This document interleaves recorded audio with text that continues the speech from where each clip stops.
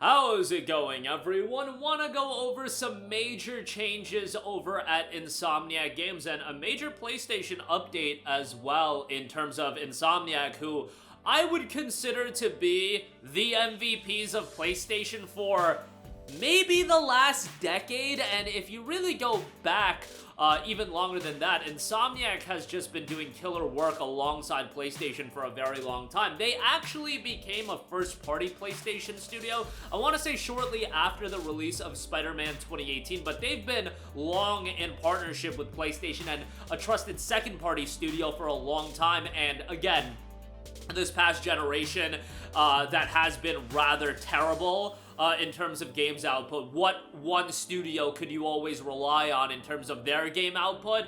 It's Insomniac. They've just done killer work for the last several years, and even before that, like I said. So I want to go over the news and also reminisce a little bit about Insomniac because they're a studio that is absolutely beloved, especially around my age. If you grew up in the PlayStation 2, PlayStation 3 days, they've been one of the MVPs of your gaming experiences. Chances are they have been. I can't speak for everyone, but certainly for me. So, get to know Insomniac's new studio co-heads. Before we get into offering our perspectives about Ted Price's long-planned and extremely well-deserved retirement, we want to sincerely thank everyone who has checked in with Insomniac about the state of our employees at the Burbank studio. During the terrible Los Angeles area fires, the fires have devastated the communities around us. We continue to focus on supporting each other and communicating daily with Sony Interactive Entertainment to provide the latest information and resources to everyone affected.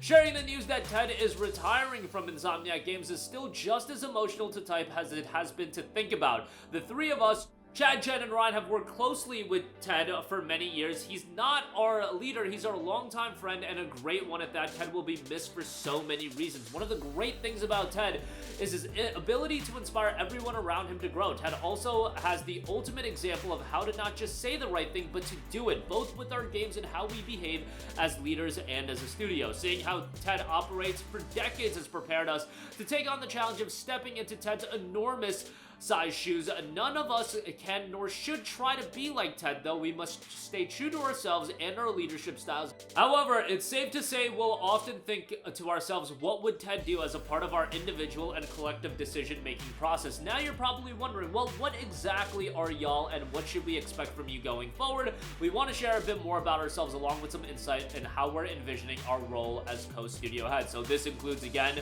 Ryan Schneider, co-studio head at Insomniac, Jen Huang, co-studio head, and Chad Desern. Again, they will be the three new heads of Insomniac. I'm not going to go over all of their backstories and whatnot, but I'll leave a link to the PlayStation blog in the description box below. The blog post notes, our shared intention is to preserve what has made Insomniac special for 30 plus years while exploring how we can strategically evolve to succeed for decades to come. We'll continue prioritizing our studio culture built around transparency and collaboration. We strive for a workplace where employees can do the best work of their careers. What does this all mean for our players and fans? We're gonna keep making the games you love while taking care of the people who make them. This aligns with our studio vision of making a positive and lasting impact on people's lives. We know that this is big news and probably a lot to absorb. Ted is an industry legend responsible for launching and creative directing three iconic PlayStation franchises: Spyro the Dragon, Ratchet and Clank, and Resistance Fall of Man. Back to back to back. That should be reiterated. The work that Insomniac has done back to back to back, being one of the most consistent studios on the planet, with a couple of blunders here and there, which we'll talk about.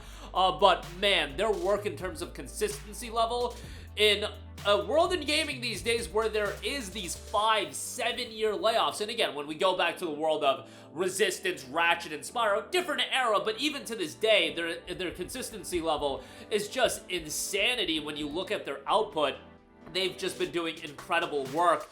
And again, let me reiterate that no question can be had about it, that when you look at the disaster that I would say that PlayStation first party has been this entire generation, it's been pretty terrible in terms of the output. Naughty Dog not putting out anything outside of remaster. Santa Monica got one game out. Guerrilla got one game out. A bunch of canceled games When you look at a lot of the other studios, Bend, Bluepoint, and hell, Insomniac with their Marvel Spider-Man, the great web title, they had a canceled game as well, but they've also been the ones that saved 2023 with Marvel Spider-Man 2. 2021 had a major outing shortly after the PlayStation 5's launch in Ratchet Rift Apart, and had one of the major launch day titles for the PlayStation 4 and 5.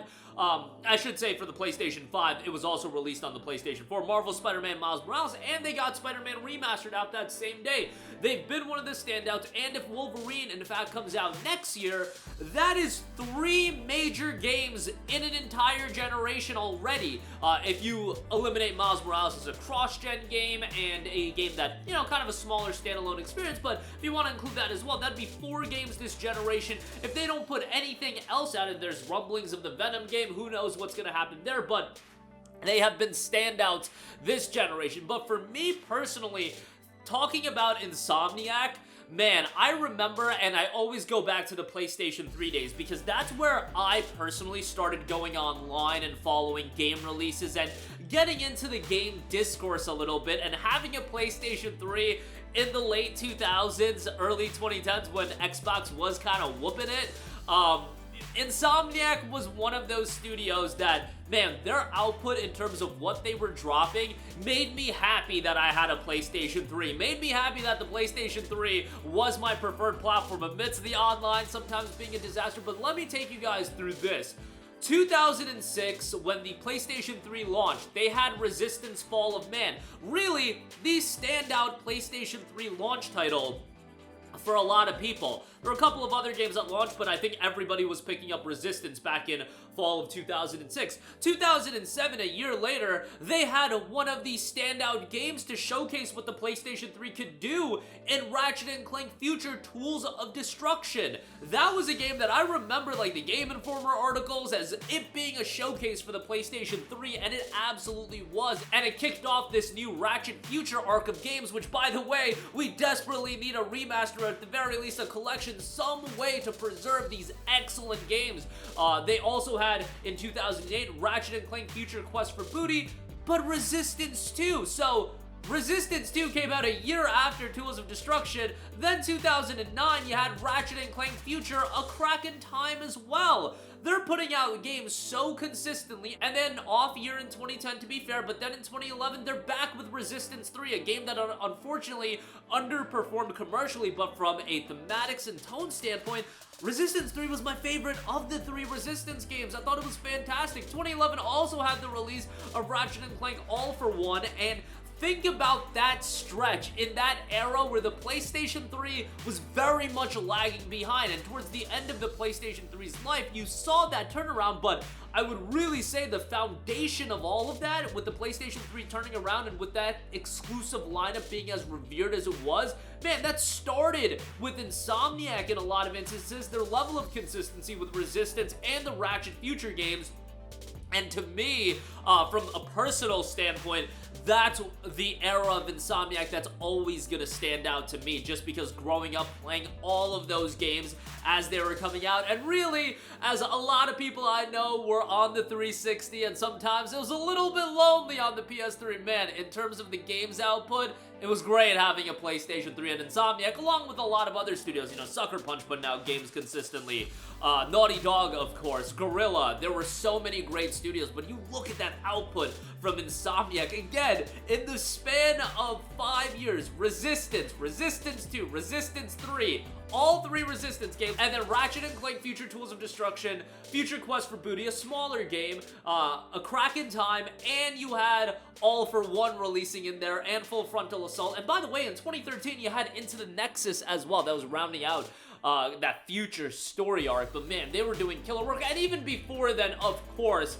you could go back to the late 90s, where obviously I was super young at that point, and I wasn't following gaming as in depth, but I grew up playing Spyro the Dragon when I was super young, playing the Ratchet & Clank games on the PS2 as well, and Up Your Arsenal, what a classic. And then after Into the Nexus, there was that little bit of a lull. You did have Sunset Overdrive in 2014, and in 2016 you had the Ratchet & Clank reimagining, but there was a lot of other titles being released in the midst of all of that. Fuse came out, which I'm sure a lot of you guys don't know about. Edge of Nowhere, Song of the Deep, a lot of smaller scale games, and then in 2018, obviously, Marvel Spider-Man came out, and that created this new wave of great titles, where I do feel like there was a little bit of a lull in the mid-2010s, where, you know, you had Sunset Overdrive, which was great, and Ratchet and Clank, that was a fine title, reimagining, but then they put it into a new gear with Marvel Spider-Man, into Miles Morales, into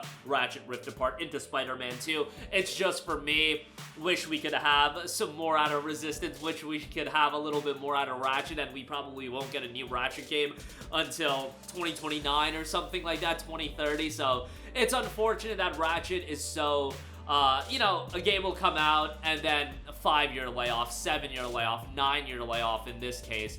But, you know, comparatively growing up, games on PS2, you're getting those yearly, and even on the PlayStation 3, very, very consistent. Now, obviously, that Marvel bag be pretty spicy, and I'm sure Sony would much rather them be working on Spider-Man, Wolverine, games like that, rather than new Ratchet titles. But obviously, Ratchet gonna have a soft place in my heart, and Resistance as well, and it would be at least nice, while we do have this lack of Ratchet, lack of Resistance, can we get some collections going?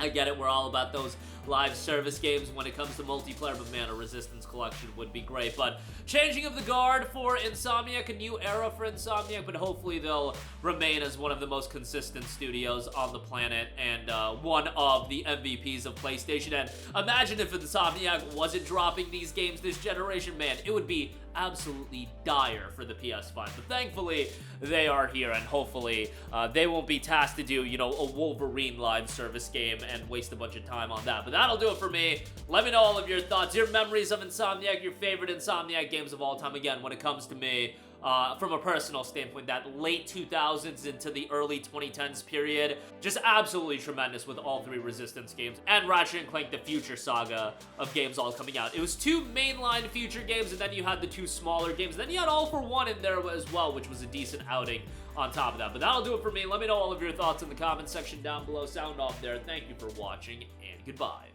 Hey guys, we hope you enjoyed the video, and if you did, make sure to hit the subscribe button, and if you're already subscribed, do us a favor and hit the bell icon. This way you'll be notified whenever we post a new video. That's the best way to keep up with all of our uploads, and we usually try to upload 2 videos a day. And with the bell icon hit, you'll be notified whenever we do upload a video. As always, thanks for watching.